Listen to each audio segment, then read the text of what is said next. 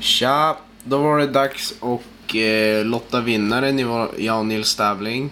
Ja, vi tänkte göra det igår men vi hann inte, så det får bli nu. Ja, vi är på någon hemsida på internet där alltså man klistrar in länken där och så lottar den slumpmässigt. Så det är inte så mycket krux. Då kör vi då. Så där. Klistra in länken till videon och så ladda kommentarer. Det var så där, det var 45 stycken som var med i Nyårstävlingen. Det känns ju riktigt kul att det var så många som var med. Och jag hoppas att ni vill vara prenumeranter nu efter tävlingen också. Och nu kom den slumpmässigt att bestämma en vinnare. Då kör vi då.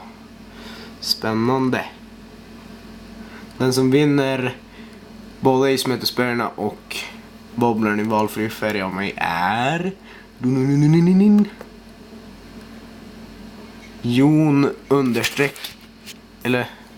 Jonis. Jag vet inte riktigt vad man säger. Grattis till dig. Du kan skicka ett mail till mig. Min mailadress är gopro221@gmail.com. Jag kan göra en liten länk här uppe på videoklippet. Skicka till mig då och beskriv hur det kommer gå till. Grattis och skitfiske på er allihopa. Eller något sånt.